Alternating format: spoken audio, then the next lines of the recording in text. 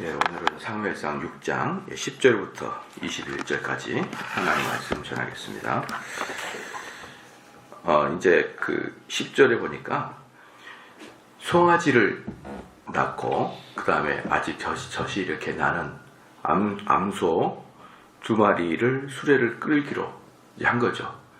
어제 보니까 그 블레셋 제사장들이 시킨 대로, 블레셋 제사장들이 시킨 대로 이 사람들이 똑같이 그렇게 합니다. 왜 그랬다 그랬습니까? 지금 이 독종이 우연의 산물인지 자연적인 사건인지 아니면 하나님이 진노하여서 블레셋에게 내린 재앙인지 이게 확실치 않았지 않습니까? 그렇죠? 분명히 언약궤가 가는 곳마다 독종이 나가지고 사람들이 죽어나가는데 그럼에도 불구하고 혹시라도 이게 우연의 일치거나 자연의 전염병의 일부였다라는 것을 블레셋 사람들은 한편으로 또 의심하는 거죠. 한편으로는 그 여호와의 궤 때문에 우리가 다 죽는 것 같다라고 생각하지만 또 한편으로는 이게 우연의 일치가 아닌가? 이런 생각이 들기 때문에 그것이 여호와 하나님의 진노부터 오는 것인지 자연적인 발생 현장인지를 알아보기 위해서 아주 그 기이한 자연적이 아닌 초자연적인 현상인지 아닌지를 알아보기 위해서 젖이 나는 소 2마리를 고른 거예요. 이 소는 모성애가 강해서 젖이 나는 이 송아지가 있는 소들을 일을 안 시켜야 합니다. 일을 안 시켜요. 송아지가 젖을 먹어야 되는데 젖을 먹을 때 없을 때 어미소는 엄청나게 이제 뭐가 되는 것이죠. 고통을 당하는 거죠. 고통을. 그렇죠. 참 보면은 이 어미소가 참 그 새끼소 젖을 먹여야 될 때 새끼가 없을 때 그 어미소는 상당히 스트레스를 많이 받습니다. 그래서 사람들이 뭐라고 하냐 그러면은 우리는 소고기를 먹을 때 너무 고기를 많이 먹으면 좋지 않다. 이렇게 이야기하지만 소우유는 좋다. 이런 이야기가 있는데 그렇지 않다는 것이죠. 왜냐 그러면은 젖소가 365일 젖이 나는 게 아니고 그 젖소도 새끼를 태어나게 해야 젖이 나오는 거예요. 젖소가 아무 때고 차서 젖이 나오는 게 아니라 새끼를 출산해야 젖이 나오는 거라고 인간하고 똑같이. 그렇기 때문에 젖소의 젖을 짜기 위해서 강제로 임신을 시키는 거예요. 그 다음에 새끼를 데려가 버려요. 중요한 것은 새끼가 아니고 뭐기 때문에 젖이기 때문에. 그래서 사실은 젖소가 가장 슬픈 동물이다. 가장 슬픈 동물. 그래서 그 슬픈 그 기간 동안에 젖을 짜기 때문에 그 우유가 건강할 리가 없다는 거예요. 없다. 그리고 또 이제 그 젖이 떨어지게 되면 또 임신을 또 시키는 거예요. 강제로 계속 그렇게 해가지고 임신을 시켜서 젖이 나오게 젖소를 한 다음에 또 죽으면은 또 어때요? 고기를 또 딱 해 먹죠. 또. 그러니까 사실은 이제 젖소의 운명이라는 게 엄청나게 슬프다. 그런 제가 알고 있는 우유를 짜는 그런 아저씨가 그런 얘기를 해주시더라고요. 그 젖소라는 게 그냥 우유가 나오는 게 아니라 매번 임신시켜야 되고, 임신시키면 새끼는 가져가는 거예요, 그냥. 어디로 가져가는지 모르겠습니다. 고기로 쓰는지 뭘로 쓰는지 몰라도 가져가요. 그러면 그 어미 젖은 그냥 그 분노와 슬픔과 이런 거에 쌓여있는 상태에서 젖을 이렇게 짜게 된다. 그런 이야기를 하더라고요. 그러니까 그만큼 그 송아지를 두고 있는 소는 그렇게 막 스트레스를 많이 받습니다. 스트레스를 많이 받는데, 이제 그런, 소를 딱 가져다가 수레에 딱 묶어가지고, 벳세메스를 향해서 걸어갈 때, 송아지가 걱정해서 뒤를 돌아보면서 음매하면서 울면서 안 가고, 그러지 않고 직진으로 가게 되면은, 이건 초자연적인 현상이다. 이건 초자연적 현상이고, 그것은 하나님의 벌이다. 라는 것을 증명하기 위해서 이렇게 젖이 나는 소 2마리를 끌어다가 쓴 것입니다. 그 다음에 11절 말씀에 여호와의 궤와 및 금쥐와 그들의 독종의 형상을 담은 상자를 수레 위에 실으니 암소가 벳세메스 길로 바로 행하여 데리러 가며, 여기서 이제 초자연적인 현상을 나타낸 게 뭐냐면 바로 간다. 바로 지체하지 않고 바로 간다. 뒤를 돌아보거나 지체하지 않고 바로 간다. 갈 때 울고 좌우로 치우치지 아니하고 블레셋 방백들은 벳세메스 경계까지 따라갑니다. 그런데 이 소가 울면서도 뒤도 안 돌아보고 좌로나 우로나 치우치지도 않고 그냥 가는 거예요. 그냥 완전히 뭡니까? 하나님의 역사라는 것을 완전히 증명해 주는 것이죠.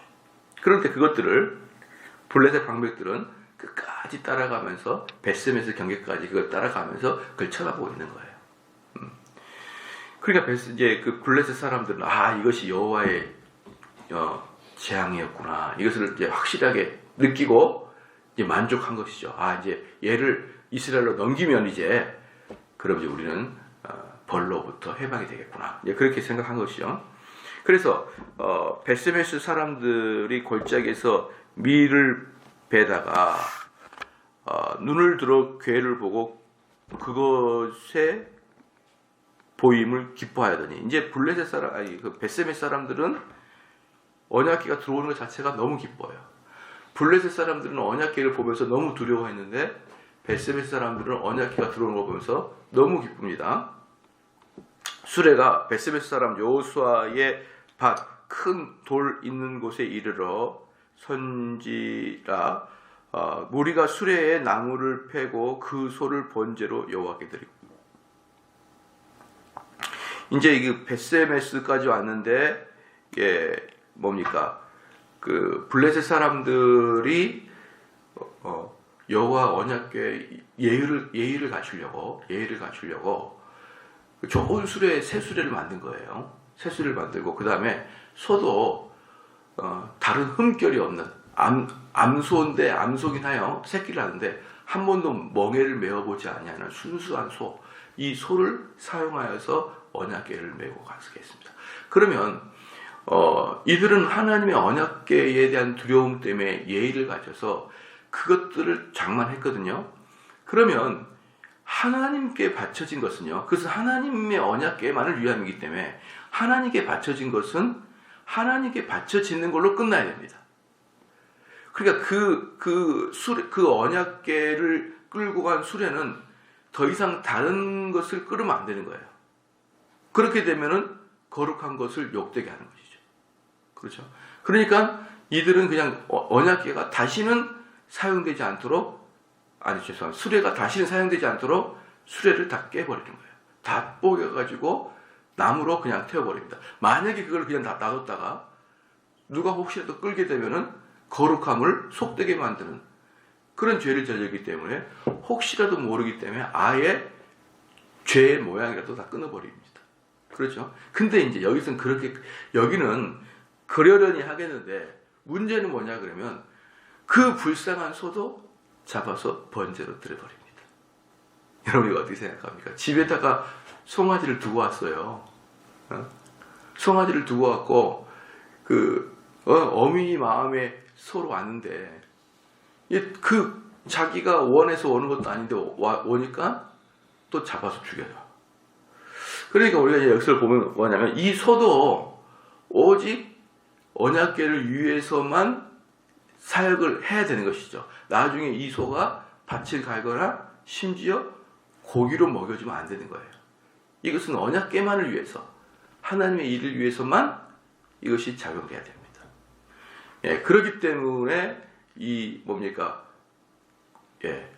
잡아 죽이는 것이죠. 자, 우리가 이제 이걸 보면서 알 수 있는 게 뭐냐 그러면, 우리가 여기서 보면 알 수 있는 게 뭐냐면, 지금의 상식으로 보면은 하나님이 좀 잔인하신 것 같죠. 그렇죠. 그런데 우리가 뭘 할 수 있냐면, 하나님은 그 역할에 맞는 일을 다 정해놨다. 그것은 하나님의 자유로운 뜻인 거예요. 그건. 왜 우리에게 이렇게 했습니까? 왜 저에게 이렇게 했습니까? 왜 소를 죽였습니까? 이렇게 우리의 피조물은 하나님께 항변할 수가 없는 거예요. 그렇지 않습니까? 이건 올바르지 않지 않습니까? 이렇게 이야기를 할 수가 없는 거예요. 그러니까 우리는 하나님이 우리를 이렇게 태어나게 해주신 것에 대해서 항변할 수가 없는 것이죠. 나는 왜 저 사람만큼 이런 게 없고 왜 부족하고 나는 왜 이게 안 됩니까? 나는 왜 한국이라는 곳에 태어났습니까? 나는 왜 키가 이 모양입니까? 이런 것들이 여러분 항변이 안 되는 거란 말이죠. 하나님의 기뻐하신 뜻으로 사용하는데 어떻게 피조물이 그거에 대해서 왜라고 붙이면서 하나님을 향해서 손을 향해서 힘을 주면서 어떻게 나한테 이럴 수 있습니까? 라고 대항할 수 있느냐 말이에요. 그것은 피조물로서 해야 될 일은 아니라는 것이죠. 그래서 이제 이렇게 됐습니다. 그래서 그렇게 태워드렸어요. 번제로 드렸고 15절에 레위인은 여호와의 궤와 그 궤와 함께 있는 금 보물 담긴 상자를 내려다가 큰 돌 위에 두매 그날에 벳세메스 사람들이 여호와께 번제와 다른 제를 드리니라. 그러니까 거기에는 레위인들이 이제 이것도 레위인들이 이제 해야 되는데 레위인 중에서도 특별히 제사장, 특별히 고아세 자손 제사장들만이 언약궤를 만질 수가 있습니다. 그냥 레위인이 되는 게 아니에요. 그냥 레위인만 만지는 게 아니라 레위인은 성전의 여러 성물들을 보관하는, 관리하는 이런 일들을 레위인이 해요. 그렇다고 해서 그 레위인들이 제사를 집례할 수 있느냐? 그러지 않아요. 그 레위인 중에 아론의 자손, 그 아론의 자손 중에 고핫 자손들만이 그 언약궤를 만지고 제사를 드릴 수가 있는 것입니다. 그래서 여기서 이제 말하는 레위인은 여호와의 궤와 그 궤와 함께 있는 금 보물 담긴 상자를 내렸다가 이럴 때 얘네들은 일반적인 레위인이 아니라 고핫 자손 제사장들일 것이다 라고 생각할 수 있죠. 근데 이제 이 사람들이 사실은 이제 이들이 아무리 제사장이고 레위인이라 그래도 여러분 사사시대 때 보면은 그 레위인들이 얼마나 타락한지 여러분 알고 계시잖아요. 사사시대 보면은 레위인들이 첩 뜯는 것을 뭐 상식적으로 생각하고 있을 정도로 레위인들이 완전히 무너져 있습니다. 그러니까 이미 이 사무엘상 이 6장에 오기 전까지 그 레위 지파들의 여호와 하나님을 섬기는 그 사역 자체가 흐리멍텅하게 된 거예요. 흐리멍텅하게. 그러니까 정확하게 여호와의 언약궤를 어떻게 다뤄야 될지, 아니 어떻게 다뤄야 될지 문제보다는 그 언약궤를 향한 마음 상태가 어때야 될지를 모르는 거예요. 얘네들도. 그러니까 얘네들이 어떠냐면 거기 여호수아 밭이라는 곳이 있어요. 그 여호수아 밭이라는 게 그 여호수아가 가나안 당시 정복할 때 뭐 혁혁한 공을 세워서 여호수아의 그 명명으로 들어갔는지, 우리로 말하면은 뭡니까? 을지로 이런 건 사람들의 이름을 명명해서 기념해서 만든 지역이잖아요. 을지로, 충무로 이렇게. 그러니까 그런 식의 여호수아 거리인지 아니면은 그 당시 여호수아 이름이 많으니까 여호수아라는 사람의 진짜 그 밭인지는 몰라요. 어쨌든 모르는데 거기에 밭에 큰 바위가 있습니다. 바위가 있는데 그 바위에다가 올려놔요. 왜냐 그러면은 이들이 생각하기에 여호와에게 하나님께 드려야 될 제사는 어떤 것이냐면은 인간들이 만들어 놓은 제단 위에다가 세우면 안 되고 인간의 끌이 들어가지 아니하는 자연석 위에 올려놔야 된다는 그 레위 그기에 나와 있는 그 법률대로 이제 그렇게 한 거예요. 거기까지는 오케이입니다. 좋은데 거기 위에다가 이제 딱 언약궤를 올려놓고 그 다음에 블레셋 사람들이 보냈던 금 독종 5개와 금 쥐 5마리를 이걸 어떻게 처리할지를 모르는 거죠. 어떻게 처리할지 몰라서 그 옆에다가 딱 이제 갖다 놨어요. 이런 것들을 이들도 처음 경험해 보는 거니까. 갖다 놨습니다. 그래서 그게 15절이에요. 16절에 블레셋 5 방백이 이것을 보고 그날에 에그론으로 돌아갔더라. 이제 블레셋 방백들은 여기까지 쳐다보고, 방백이란 말은 뭐냐면 블레셋에는 5개의 그 도시 국가라고 했잖아요. 5개의 도시가 연합체로 묶여져 있는 국가가 블레셋이에요. 그 5 장관들이에요. 블레셋 방백들. 이것을 보고 그날에 에그론으로 돌아갔다. 오케이 하면서 돌아간 거예요. 이제 끝났다 우리는. 그 다음에 17절 블레셋 사람이 여호와께 속건제로 드린 금독종은 이러하니 아스도스를 위하여 하나요, 가사를 위하여 하나요, 아스글로를 위하여 하나요, 가드를 위하여 하나요, 에그론을 위하여 하나요. 여기서 나오는 게 블레셋 5 국가 도시예요. 도시별로 하나씩을 대표해서 그 금을 갖고 왔다는 것이죠. 자, 드린 바 금지는 여호와의 궤를 놓은 큰 돌에 이르기까지 모든 견고한 성읍과 시골 동리 곧 5 방백에게 속한 사람의 모든 성읍에 수요되려였더라. 그들은 베스메스 사람 여호수아의 밭에 오늘까지 있더라. 돌은 여전히 있어요. 그 돌은 여전히 밭에 딱 있는데 이제 거기 위에 다 올려놨더라. 여기서 이제 19절에 베스멘 사람들이 여호와의 궤를 들여다본 고로, 이게 여기서 이제 아까도 제가 말했던 그 레위인들이 몰라요. 잘 모르는데 언약궤 자체를, 여러분 언약궤를 블레셋에게 뺏긴 이유가 뭡니까? 홈리와 비느하스가 가지고 갔잖아요. 그러니까 블레셋과 전쟁에서 자꾸 지니까 언약궤를 들고 가게 되면은 이 언약궤에 뭐가 있으니까 신성함과 우리가 알지 못한 무슨 신비한 영역이 있는 거예요. 이 언약궤 안에. 그러니까 이 언약궤를 전쟁터로 가져가게 되면은 뭔가 놀라운 영적인 것이 이기게 해줄 것이다 라고 그 전쟁터에 있는 사람들이 생각하고 데려가서 홈리와 비느하스를 설득해가지고 가져와 버려요. 홈리와 비느하스도 같이 전쟁에 나옵니다. 그러니까 지금 이스라엘 사람들이 언약궤를 어떻게 생각했냐면은, 언약궤라는 그 개념 자체는 하나님 말씀에 순종하라, 하나님의 임재하심이 있다, 이걸 나타내는데, 이스라엘 사람들은 그 언약궤 개념을 무슨 마법이나 있는 것처럼, 수호신인 것처럼 이렇게 생각하고 있는 거예요. 그러니까 하나님이 언약궤에 갇혀 있는 것처럼, 언약궤에 가면 하나님이 따라오는 것처럼, 그게 아니잖아요. 우리는 그게 아니고, 언약궤는 하나님의 임재의 상징이고, 그 언약궤 안에 있는 십계명의 의미는 무엇이냐면 하나님 말씀에 순종한다는 개념이 들어가 있는데, 이런 개념을 얻고 언약궤를 무슨 마법의 상자와 같이 여기고 있었던 것이 그 당시 이스라엘 사람이었던 거예요.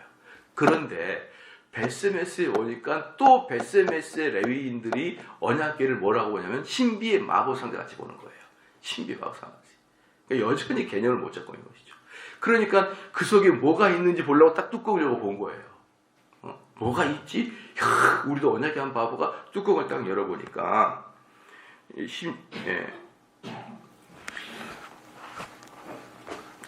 자, 그다음 19절에 베스메스 사람들이 여호와의 궤를 들여다본 고로 그들을 치사 5만 70인을 죽인지라. 여호와께서 백성을 크게 살육하였으므로 백성이 애곡하였더라. 그러니까 하나님이 거기서 사람을 죽였는데, 제가 지난번에 이거 말씀을 드렸는데 5만에다가 가루를 딱 쳐놨어요. 5만에 가루를 딱 쳐놨습니다. 왜 그럴까요? 시작. 5만에다가 가루를 쳐놨어요. 5만. 왜 그럴까요? 네? 5만 70명이지. 5만 그냥 70명이지. 그렇죠. 이게 왜 그러냐 그러면, 성경은 여러분, 성경은 원본이 없어요. 성경은 원본이 없고, 원본은 구약이건 신약이건 원본은 다 사라져 버렸습니다. 그러니까 하나님께서 아마도 원본을 없애버린 것 같아요. 그러니까 신약 구약 둘 다 원본이 없죠. 그 원본이 있으면 아마 분명히 로마 바티칸에 탁 중앙에다가 원본 탁 갖다 놓으면은 전 세계 사람이 한 번씩 만져보고 어떻게 할까요? 나에게 축복을 주소서. 그러니까 분명히 이 미련한 로마 카톨릭 애들은 항상 그런 우상 숭배가 돼요. 그런 것들. 그러니까 하나님이 원본 자체로, 만약에 여러분들 모세에게 줬던 십계명 돌판이 로마 바티칸에 있다. 그럼 어떻게 될까요? 다 만져볼 거예요. 다 가가지고. 그 만지면 아들을 알 것 같은 느낌이 있잖아요. 그렇기 때문에 하나님이 그런 우상 숭배할 수 있을 것 같으니까 아마 신구약 성경의 원본을 다 없애버릴 것 같아요. 그럼 뭐가 있느냐? 사본이 있어, 사본. 성경은 원본이 없고 사본이 있고 번역본이 있습니다. 사본이 뭐냐 그러면 원본을 베낀, 서기관들이 베낀 것이 바로 사본이에요.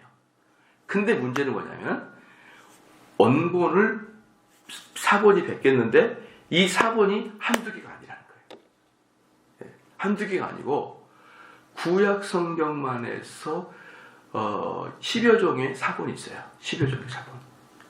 구약 성경이. 그런데 그 10여 종의 사본들 중에 맞소라 사본이라고 있어요. 맞소라 사본. 맞소라 사본에만 5만이 써 있고 나머지 9개 사본에는 5만이 없어요. 그러니까 5만은 안 쓸 수도 없고 맞소라 사본이니까 안 쓸 수도 없고 쓸 수도 없고 그래서 5만이라고 딱 가로를 친 거예요. 그럼 가로를 치지 않는 건 뭘까요? 10가지 성경에 다 공통적으로 있는 것은 가로를 치지 않고 그대로 성경을 놔두고 어떤 특별한 사본에만 있는 것은 이렇게 가로를 쳐가지고 올려놓습니다. 그런데 9가지의 사본에는 5만이라는 단어가 하나도 없어요. 그렇기 때문에 우리는 맞소라 사본의 오기다라고 표현할 수 있어요. 오기, 오류다. 왜냐 그러면 베세메스라는 지역이 큰 지역이 아닙니다. 큰 지역이 아닌데 어떻게 5만 명이 살겠느냐. 이것을 뭐랑 비교해 보면 되냐면 이스라엘 예루살렘이 가장 번성할 때가 7만 명이었습니다. 7만 명.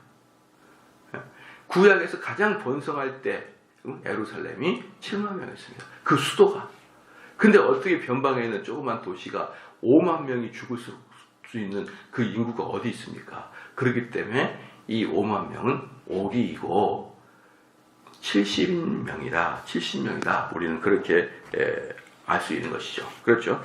그런데 이 70인을 죽인지라 여호와께서 백성을 쳐서 크게 살육하였으므로 백성이 애곡하였다. 근데 여러분 이런 소리 들어봤죠? 혹시 이런 소리 들어보셨나요? 킹 제임스 버전만 옳다. 여러분 이런 소리를 들어보셨나요?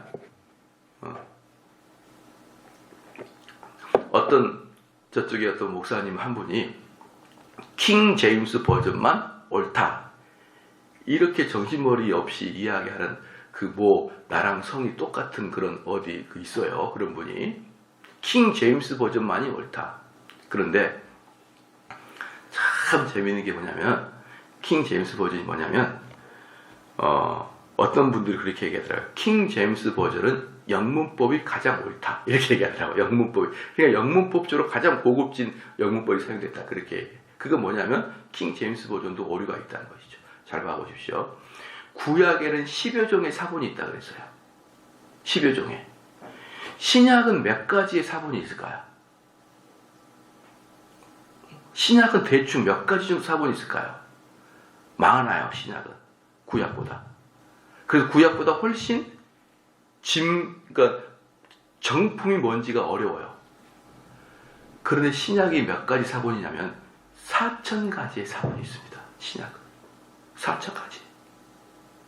그러니까 우리가 이 성경을 번역한다. 그러면 그 신약의 사본 중에 가장 원본과 비슷할 것 같은 사본 중에 하나를 번역하는 거예요. 우리가 이 NIV를 번역할 때. 그러니까 구약은 10가지 사본 중에 한 가지를 여기서를 보면은 5만을 가로친 거 보니까 구약의 사본은 거의 다 들어간 거예요. 그럼 신약은 4,000가지가 있기 때문에 차이가 상당히 있어요. 그러면 어떤 사본을 가지고 번역하냐에 따라서 달라지거든요. 그럼 물어볼게요. 킹 제임스 버전은 무엇 근거로 가장 원본에 가깝다고 이야기합니까? 자기를. 킹 제임스 버전만 이렇게 말하는 것이 사본학을 몰라서 그러는 거예요. 그럼 그 4,000가지의 사본 중에 뭐가 가장 기준이 되냐 이 말이에요. 그렇잖아요. 그렇기 때문에 우린 사본학을 할 때 어떻게 하냐면은 4,000가지의 성경을 쫙 연구한 다음에 공통점은 다 붙여요. 다 갖다 붙여요. 그리고 차이가 나는 것들은 가로를 치든지 어떤 걸 빼든지 그렇게 해가지고 성경을 만든 것이지 어떻게 킹 제임스 버전만 그렇게 만자를 집어넣습니까? 그러니까 그걸 갖다가 우리는 이단이다 그렇게 얘기하는 거예요. 그런 식으로 이야기하는 게 아니라 어떻게 얘기하면 됩니까? 킹 제임스 버전이 참 좋다 이렇게 얘기하면 되는 거죠. 여러분에게 꼭 성경을 추천하고 싶은 RSV입니다. 최근에 나온 성경이 제일 좋아요. 킹 제임스 버전이나 NIV나 옛날 거 말고 최근에 나온 성경이 제일 좋아요. 왜? 최근에 나온 성경일수록 원본이 뭔지를 훨씬 많이 공부한 다음에 뽑아낸 것이기 때문에. 그래서 RSV 같은 경우는 우리 개혁교회에서 개혁주의 목사들이 아주 좋아하는 게 RSV예요. 그러니까 킹 제임스 버전만 아주 어리석은 짓이고 아주 쓸데없는 용기를 부리고 있는 만용에 불과한 것입니다. 그래서 보니까 그 교회 보니까 킹 제임스 버전과 NIV 차이점을 봐라 하면서 킹 제임스 버전은 요것 있고 NIV는 없다. 그러니까 NIV는 심지어 어떤 사람은 NIV가 마귀가 사용하여서 한국 사람들을 현혹시키고 있다. 이런 쓸데없는 일을 하고 있는 거예요. 4,000가지 사고나기 뭔지도 몰라요. 그분들. 그래서 여기서 오만이라는 단어는 명백한 오기다. 오기. 그 사고나기에 따라서 달라지는 것이다. 벳세메스 사람들이 가로되 이 거룩하신 하나님 앞에 누가 능히 서리요 그를 우리에게서 네게로 가시게 할고 하고. 여기서 보십시오. 벳세메스 사람들이 70명이 죽었어요. 70명이 그냥 70명입니까? 레위 지파 사람들 70명이에요. 그러니까 그들은 그 벳세메스 사람들은 깜짝 놀라는 거죠. 깜짝 놀래가지고 뭐라냐면 이 언약궤를 누가 좀 가져가라는 말입니다. 그러니까 벳세메스 사람들도 이스라엘 사람들인데 벳세메스 사람들이 언약궤를 대하는 자세가 블레셋 사람과 다를 바가 하나도 없어요. 이 언약궤 자체가 우리한테 악을 주고 언약궤 자체가 우리에게 복을 준다고 생각하는 거예요. 아니잖아요, 그게. 그냥 참으로 이스라엘 사람일지라도 하나님 말씀을 잘 배우지 아니하면 이방인과 다를 바가 아무것도 없는 것이죠. 11절에 보니까 사자들을 기랏 여호와림 거민에게 보내어 가로되 블레셋 사람이 여호와의 궤를 도로 가져 왔으니 너희는 내려와서 그것을 너희에게로 옮겨가라.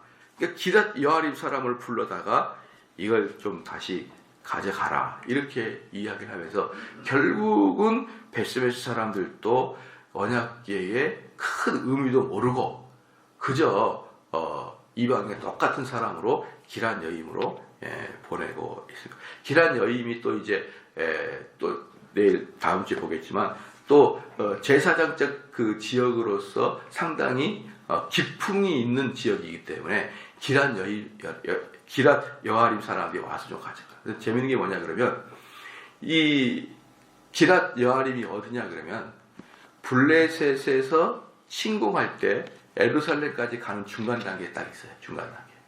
그러니까 기란 여하림 지역이라는 자체가 중간에 그 블레셋 사람들이 이스라엘 침공할 때 들어와야 될 길목에 있는 것이기 때문에 거기다가 딱 갖다 놔요. 왜 그럴까요? 블레셋 침공 못하게. 그러니까 이 사람들 끝내 뭡니까? 언약궤를 마법상으로 보는 거예요. 끝내. 거기다 다 갖다 놓으면서 또 하나님의 놀라운 섭리 안에서 점차적으로 블레셋에서 예루살렘으로 한 발짝 한 발짝 가고 있는 거예요. 한 발짝 한 발짝. 이렇게. 이러한 것들을 보면서 참 우리 인생들은 이렇게 무지하구나. 인생들은 하나님 말씀을 다 배우지 아니하면은 정말 따복따복 배우지 아니하면은 교회를 수십 년 당해도 무지해요. 무지. 하나씩 둘씩 배워 나가야 되는데 그러지 못하는 것이죠.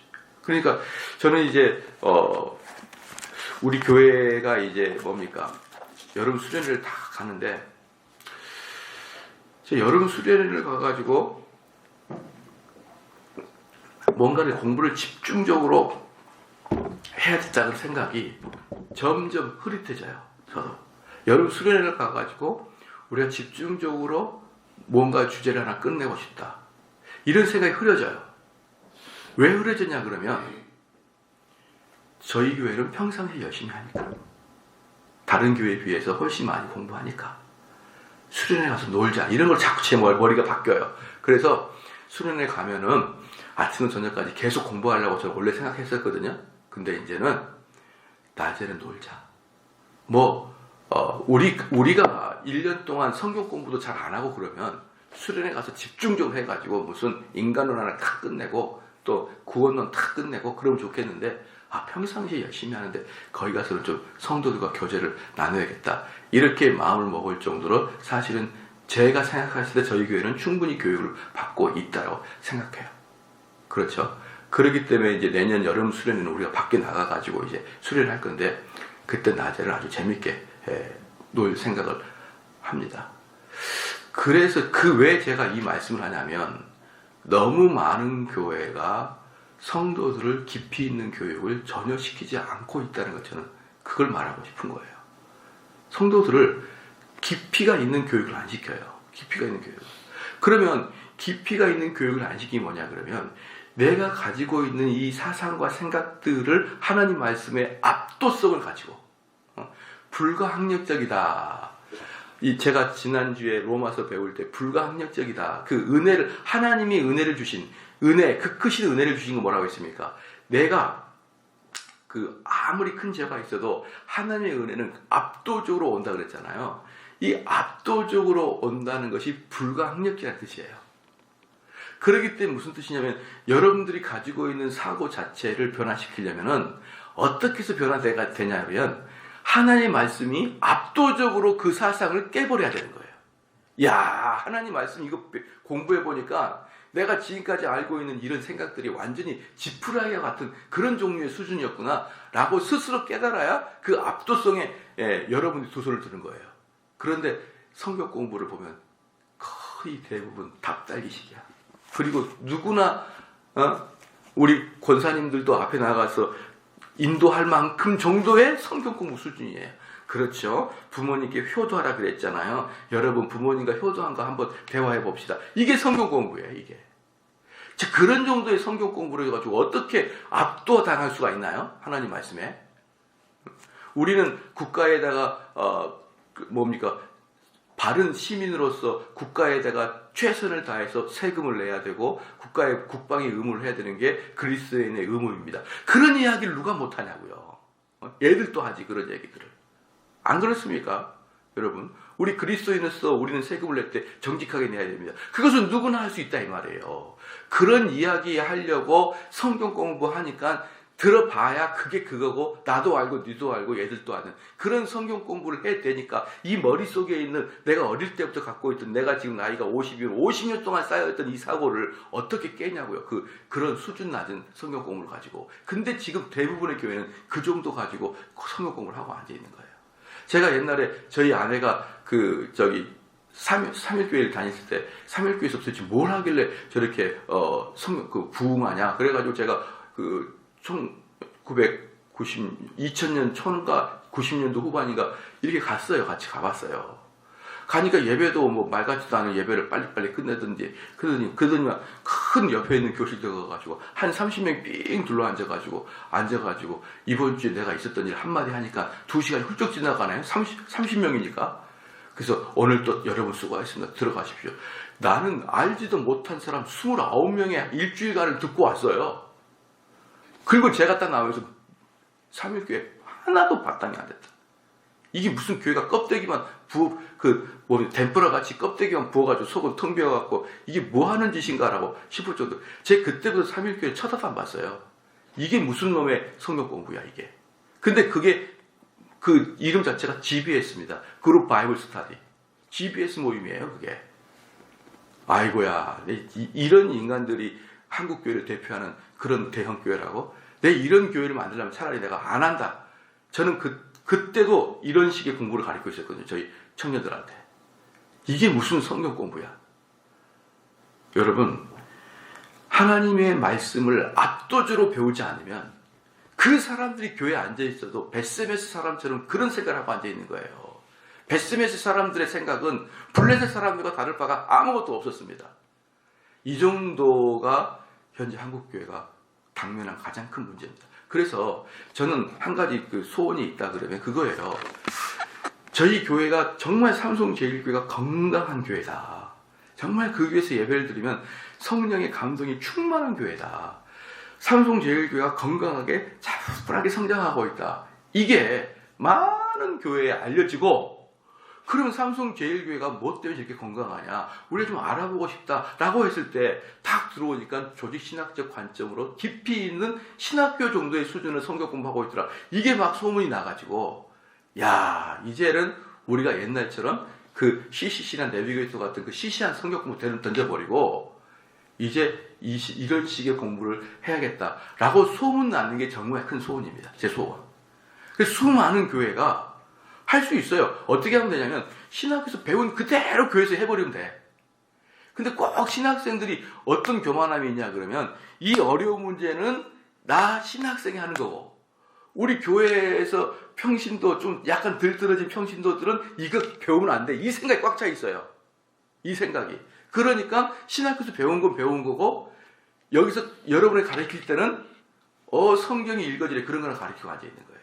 신학교에서 무슨 놈의 성경이 읽어지래 이런 걸 배웁니까? 배우지는 않아요. 손도 안 됩니다. 근데 꼭 교회에서는 어라? 성경도 읽어지네? 이런 류의 일책을 보여주면서 읽어 이렇게 하는 거예요. 너희들은 이 정도가 딱 맞아. 근데요, 제가 느꼈거든요. 제가 언제 느꼈냐면 신학교를 딱 가가지고 어저께까지 평신도에서 제가 청년부 회장. 근데 오늘 딱 들어가서 신학교 교육을 주는데 전부 다 이해를 하겠더라고요. 전부 다. 야, 나도 이해하게 되면은 우리 교회 청년 후배도 이해하겠구나. 우리 교회 친구도 이해하겠구나. 나보다 더 좋은 대학교 다니는 이해하겠구나. 이게 제가 신대원 1학년 들어갈 때 첫 번째 느낀 거였어요. 나도 이해할 정도면 우리 교회 젊은이들 다 이해하겠구나. 그래서 저는 신대원 다닐 때부터 반틸의 변증학을 가르쳤어요. 우리 교인들한테. 그런데 딱 가르쳤는데 우리 교인들이 어머, 우리 정대훈 전도사가 변했어. 막 그러면서 나를 좋아하기 시작하는 거예요. 그때부터 저는 이거다. 내가 교인들한테 가르칠 것은 신대원이다. 내가 지금까지 많이 GBS 같은 거, CCC, 내비게이터, 이 성격 교재 다 치워버리고 그때도 제가 교재를 만들었어요. 신학교를 배운 조직신학 가지고. 그게 벌써 20년 전입니다. 제가 가르치는 이 모든 것의 그것은 뿌리는요, 20년도 훨씬 넘는 뿌리를 갖고 있어요. 이 정도의 수준을 가리키는 것이. 하루 이틀 만에 이렇게 가리킨 게 아니에요. 그래서 저는 하다가 보니까 이 교회의 신학생 정도의 수준을 더 이상을 유지하면서 가리키게 된 이유가 그거였고, 그리고 제가 지금까지 가리켜 본 결과로 그렇게 할 때 사람들이 압도성에 포위가 돼요. 저는 우리 성도들이 베세메스와 같은 그런 사람이 안 돼야 된다. 이 베세메스와 같은 사람으로 되는 것은 아무것도 안 하고 예배만 드리면 그렇게 되게 돼요.